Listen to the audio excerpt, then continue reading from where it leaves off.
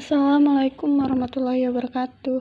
Perkenalkan, nama saya Adia Pramesti dengan NPM 5021075 dari kelas 4C PGSD.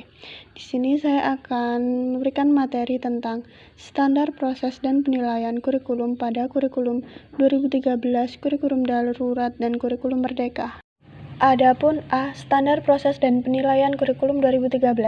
Standar proses kurikulum 2013 yaitu bahwa semua siswa mulai dari SD sampai dengan SMA atau SMK harus memiliki kemampuan untuk mengamati, menanya, mengelola, menyajikan, menyimpulkan, bahkan menciptakan. Belajar tidak hanya terjadi di dalam kelas, tetapi boleh juga di luar kelas.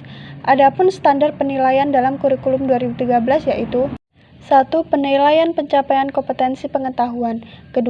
Penilaian pencapaian kompetensi sikap. Dan yang ketiga yaitu penilaian pencapaian kompetensi keterampilan. B. Standar proses dan penilaian kurikulum darurat. Standar proses kurikulum darurat, pemerintah menyediakan modul pembelajaran literasi dan numerasi yang dapat digunakan oleh siswa, orang tua, dan guru jenjang sekolah dasar. Pembelajaran dilaksanakan secara daring. Pembelajaran daring atau dalam jaringan merupakan pembelajaran yang penerapannya memanfaatkan jaringan internet. Dalam pembelajaran secara daring, siswa belajar menggunakan aplikasi online sehingga mampu meningkatkan kemandirian siswa saat belajar. Evaluasi pada pembelajaran kurikulum darurat yaitu aspek kognitif atau pengetahuan, aspek afektif atau sikap, dan psikomotorik atau keterampilan.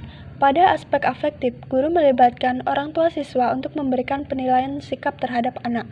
Pada aspek pengetahuan, dilaksanakan menggunakan teknik penilaian tes tertulis lembar soal yang diberikan melalui WA. Pada aspek keterampilan, evaluasi dilakukan menggunakan lembar kerja siswa atau LKS. Selanjutnya yaitu C. Standar proses dan penilaian kurikulum merdeka. Standar proses digunakan sebagai pedoman dalam melaksanakan proses pembelajaran kurikulum merdeka. Pelaksanaan pembelajaran diselenggarakan dalam suasana belajar yang interaktif sesuai dengan bakat dan minat peserta didik secara efektif untuk mengembangkan potensi, praksara, kemampuan, dan kemandirian peserta didik secara optimal. Standar proses meliputi 1. Perencanaan pembelajaran, 2. Pelaksanaan pembelajaran, dan yang ketiga yaitu penilaian proses pembelajaran. Standar proses penilaian kurikulum merdeka dari hasil pembelajaran peserta didik yaitu berupa penilaian formatif dan penilaian sumatif. Penilaian formatif dilaksanakan pada jenjang pendidikan anak usia dini, jenjang sekolah dasar, dan jenjang menengah. Kegiatan ini bertujuan untuk memantau dan memperbaiki proses pembelajaran, serta mengevaluasi pencapaian tujuan pembelajaran. Penilaian sumatif dilaksanakan pada jenjang sekolah dasar dan jenjang sekolah menengah. Tujuannya untuk menilai pencapaian hasil belajar peserta didik sebagai dasar penentu kenaikan kelas dan kelulusan dari satuan pendidikan.